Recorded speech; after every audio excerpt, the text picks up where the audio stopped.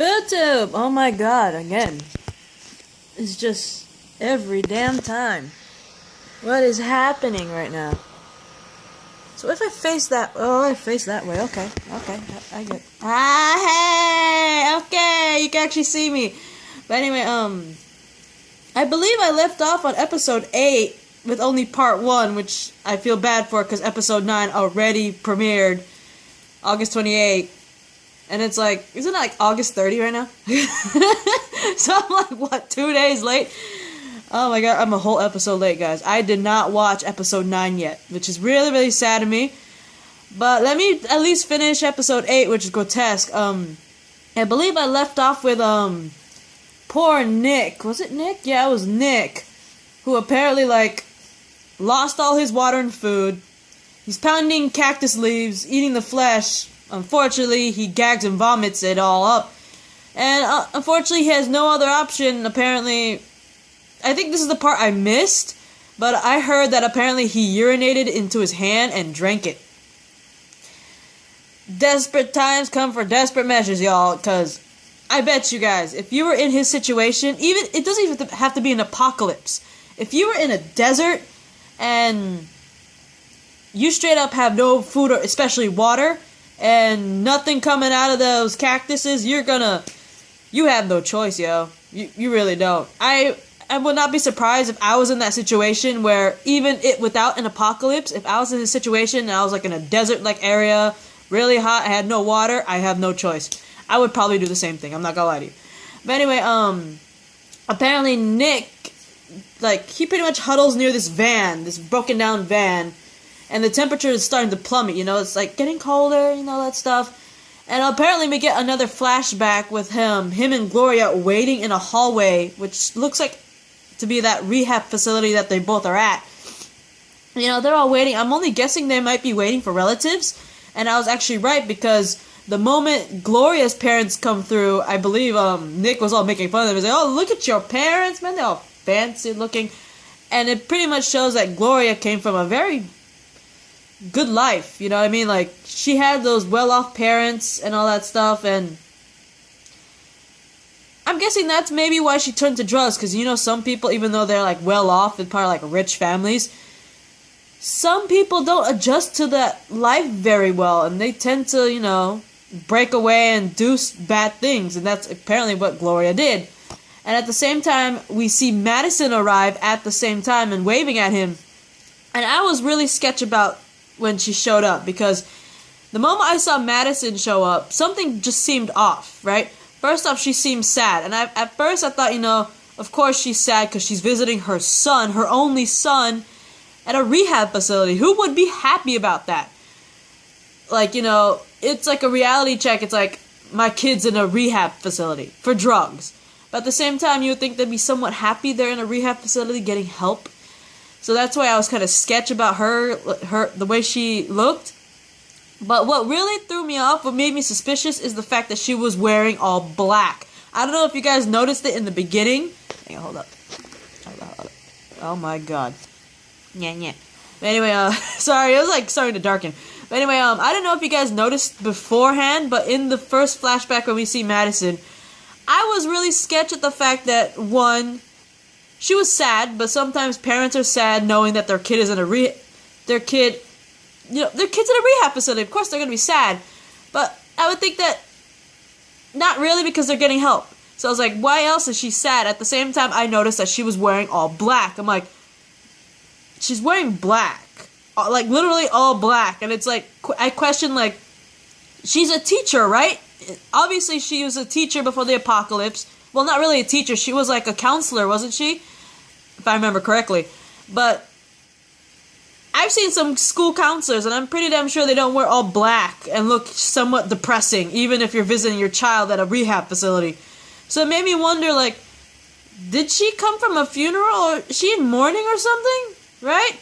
And then, apparently my suspicions were proven right, because later on in the flashback, Madison and Nick are taken to a private room, and Madison pretty much confirmed what my suspicions were when she was wearing all black, because she tells Nick that the reason why his father is not visiting is because he died in a head-on collision.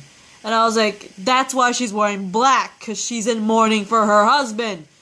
And then we see poor Nick break down and screaming in grief. And then Gloria, who's with her parents, overhears it. She looks into the room and sees Madison hugging Nick. And I was like...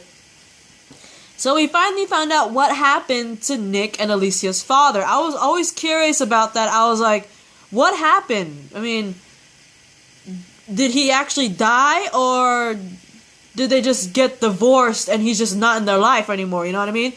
And so... Hang on for a second. Hold up. My bad, guys. I thought I saw something and I started freaking out and I was like, what happened? But anyway, yeah, we end up in the present day and, like I said before, I was really curious on what happened to Nick and Alicia's, not parents, but father. Because it's like, he either died or they got divorced and he's just not in their life. And now we finally know what happened. And Madison pretty much confirmed my suspicions when I first saw her in that flashback. Because she's literally wearing all black and she looks so solemn and sad and stuff. It's like, did you come from a funeral or something? Because, yeah. But anyway, back in the present, you know, Nick's waking up. And this is what freaks me out. Because I don't know what is up with Fear the Walking Dead and dogs. But remember, I went into a total rant when they were at that huge mansion home. When we saw, I think it was like a kid, was it that one boy? He was like carrying a dog and he puts it down a shaft and we obviously know that that dog is like a sacrifice to the frickin' infected that they have inside the wine cellar. I was so pissed off at that, but I don't know what was worse, that or the fact that Nick wakes up to see two starving dogs barking in his face, right? And he's all struggling to get away. And while he's trying to scramble on top of a van, one of the two dogs ends up biting his leg, right? And in order to get it away, he beats the poor dog with a rock. And then, unfortunately, the barking from the two dogs attracts a nearby herd of infected toward the van. And of course, the dogs don't know that they infected or the infected. They just think they're normal people coming toward them. So they abandon Nick and end up going toward the infected herd. And that just... you guys, I'm not gonna lie to you. I was already pissed off when I saw that kid in the previous episode put the dog in the frickin' shaft that led down to the wine cellar, obviously to be a sacrifice to the infected.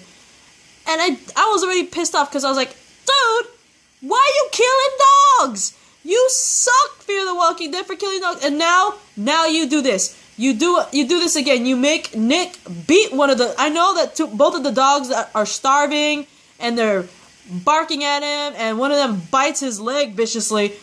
But did we have to have Nick straight up beat one with a rock and then have them both go after infected and have them devoured by them?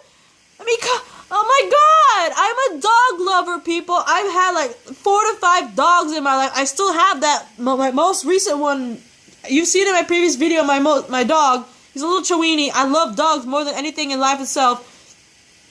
And it broke my heart when I saw the wine cellar one, and now this. I understand they're starving and they bit Nick. But was it necessary for one of them to get beaten up by a rock, by Nick, and then have them devoured by infected in front of my face? That was just... No. I am traumatized. Damn you, Fear the Walking Dead. What do you have against dogs? Okay? I mean, at least with the previous show, the previous Walking Dead, in I believe season 6, not season, it was I think 5. What was season 5 where Noah was still in it? I know for a fact it was a season that Noah was still alive. Remember that moment where like they're starving, they're dehydrated, and all of a sudden like a bunch of wild dogs show up, and you know you can see them, they're all staring at them, all hungry, like getting ready to attack them. But at least there, they killed the dogs off screen. You didn't see that shit. All you saw was the dogs, like, they're growling and they're having a stare down with Rick and their group. And they're having, like, a stare down. And then off screen, obviously, they killed them because in the next scene, you see them eating meat, right? So obviously you don't see them kill the dogs. You don't see them shoot them. You don't see them stabbing them. You don't see them barbecuing their asses. You just don't. You just see them having a stare down with the alive dogs, and then next scene you see them just eating meat, okay?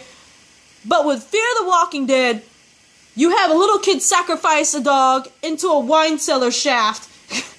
You obviously hear the dog screaming and in pain and agony, and you hear the walk, and you're freaking infected, and then you see another 2 dogs.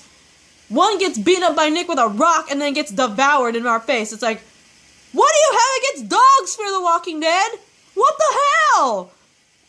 I miss my, you know what? Odie, come here. Come here, mommy. Alright, come here. Fear the Walking Dead. Why would you do it to this beautiful creature? Why? Why? Mwah. Mommy loves you now. Go over there and go play with your toy. But anyway, getting back to it, Nick's all resting on top of the van. He's inspecting the leg wound. It's very, very deep, which is it kind of made me question if Nick was going to survive, because he's starving. He's obviously dehydrated, because you see his lips all chapped and shit. And now he has a very bad leg wound from a dog. God rest your soul, dogs. To both of the dogs that got devoured, God rest your soul. The one that got sacrificed in the wine cellar, God rest your soul. Unfortunately for him, while he's moving in the van, unfortunately the herd hears him, and they're all swarming the van trying to get to him. You know, he starts closing his eyes, so he starts praying. I don't blame him, because dehydrated, starved, he has a horrible leg wound, and he's on top of just a van, and it's surrounded by infected, so I don't blame him for praying. I would too. But anyway, I don't know how or who, but apparently someone or people, I don't know who, but a vehicle nearby, the horn on the vehicle starts going off, right, in the distance, and of course it attracts the herd, and it starts flocking toward the sound and ignoring Nick, which is thank freaking God, at least Nick doesn't have to deal with the herd anymore, because it's getting distracted.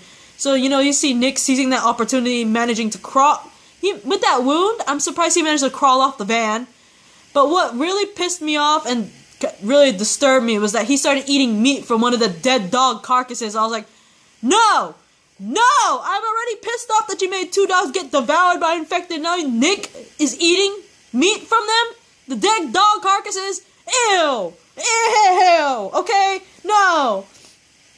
But then, if I keep ranting about the dogs, it's gonna take the whole video. But anyway, there's this one infected that's crawling toward him. I'm only guessing that his legs don't work, because he's crawling to him, he can't walk. But anyway, he manages to beat the infected and remove the belt from the infected, and uses it to tie up his injured leg.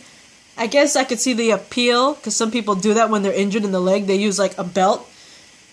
But anyway, he also manages to cover himself with infected blood, and he ends up limping, not walking, limping with the herd.